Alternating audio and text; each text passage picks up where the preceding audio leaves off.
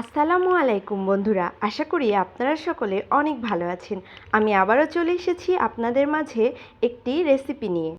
আজকে আমি রান্না করব ছোট মাছ সঙ্গে পটল আর বেগুন দিয়ে চচ্চড়ি আর কি।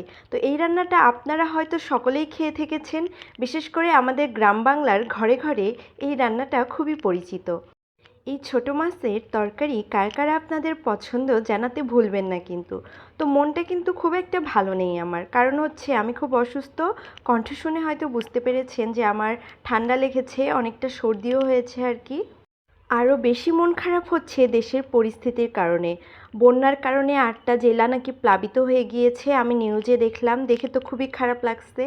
আমি আসলে কি বসে থেকে কিছু করতে পারতেছি না, তাদের জন্য খুব খারাপ লাগতেছে। আল্লাহর কাছে দোয়া চাই তারা যেন সকলে সুস্থ থাকে, সেখানকার লোকগুলোকে আল্লাহ তাআলা হেফাজত করুক, এতটুকুই আমি দোয়া করি। আমার মতো অনেকেই আছে যারা ঘরে বসে তাদের হয়তো কোনো সাহায্য করতে পারতেছে না, কিন্তু আপনারা সকলে ঘরে বসে হলেও তাদের জন্য দোয়া করুন। আর প্রিয় ভাই বোনেরা, একটা কথা বলুন তো, ভারত যে বিনা নোটিসে এইভাবে বাঁধের গেটগুলো খুলে দিয়েছে, তারা কি কাজটা ঠিক করেছে? আপনাদের কী মত অবশ্যই জানাবেন, জানাতে ভুলবেন না। বিপদেই তো মানুষের আসল রূপটা প্রকাশ পায়, কে বন্ধু আর কে শত্রু। আমার প্রিয় দেশবাসী হয়তো এতক্ষণে বুঝে ফেলেছে যে আমাদের কোন রাষ্ট্রটা বন্ধু আর কোনটা শত্রু। অনেক কথাই তো বলে ফেললাম, আপনাদের সঙ্গে গল্প করতে করতে আমার কিন্তু রান্নাটা চুলায় বসিয়ে দেওয়াও হয়ে গিয়েছে। তো দেখতেই পাচ্ছেন কত সুন্দর কালার চলে এসেছে আমার রান্নাটার। তো আমি এখানে কোনো প্রকার ঝোল রাখবো না, সুন্দর করে ঝোলটা কমিয়ে আনবো পানিটা শুকানোর পর। এখন রান্নাটা আমার হয়ে এসেছে, এই তো সার্ভ করে নিলাম আর কি। তো আমার যেহেতু বেগুনে অ্যালার্জি, তাই আমি বেগুনটা একটু স্কিপ করতেছি কয়দিন থেকে। এই মাছ দিয়ে সবজির চচ্চড়িটা আমি মূলত করেছি আমার জামাইয়ের জন্য, আর আমার জন্য আলাদা করে আমি ছোট মাছ রান্না করব শুধু আলু দিয়ে। তো আলু দিয়ে আমি মাছটার চচ্চড়ি করব। এই মাছের চচ্চড়িটাও গ্রামে খুবই পরিচিত একটা রান্না, তো সেটাও আপনাদের সঙ্গে আমি শেয়ার করব। আবারও আমি একই কড়াইয়ে কিছুটা তেলের মধ্যে জিরা ফোড়ন দিয়ে তার মধ্যে পেঁয়াজ আর আলু দিয়ে দিলাম।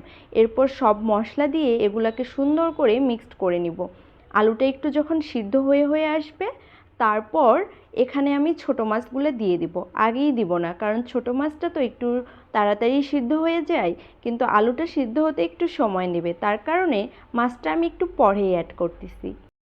এরপর মাছগুলো দিয়ে আমি খুব সুন্দর করে রান্নাটা করে নিব। এই রান্নাটা করতে কিন্তু একদমই সময় লাগে না, শুধু মাছ কাটাকুটি আর বাছতেই যেই সময়টা যায়। তাছাড়া এই রান্নাটা চটজলদি হয়ে যায় আর এত মজা খেতে। যারা যারা এই রান্নাটা খেয়েছেন, বিশেষ করে উত্তরবঙ্গের যারা, তারা জানে যে এর স্বাদ কতটা। নেড়েচেড়ে মাছগুলোকেও একটু সুন্দর করে মেখে নিচ্ছি আর কি, যাতে মশলাটা ভিতর পর্যন্ত ঢুকে যায়। এরপর এটাকে একটু ঢেকেও রেখে দিয়েছিলাম। তারপর নাড়াচাড়া করে করে আস্তে আস্তে আমার রান্নাটা আমি শেষ করে নিলাম। এই পর্যায়ে দেখতেই পাচ্ছেন কত সুন্দর ভাজিটা আমার হয়ে গিয়েছে। তো এই রেসিপিটা স্পেশালি আমার জন্য, আমি খাবো আর কি, এই জন্য অনেক অল্প পরিমাণে করেছি, দেখতেই পাচ্ছেন। তো আমার রান্নাটা আমি একটা বাটিতে সুন্দর করে সার্ভ করে নিলাম। তো বন্ধুরা, আজকে এই পর্যন্তই। আপনারা সকলে সুস্থ থাকুন এই কামনাই করি, আর আমার জন্যও দোয়া করবেন আমি যেন তাড়াতাড়ি সুস্থ হয়ে যাই। আল্লাহ হাফেজ সকলকে। আর আমার ভিডিওটা শেষ পর্যন্ত দেখার জন্য অনেক অনেক ধন্যবাদ আপনাদেরকে।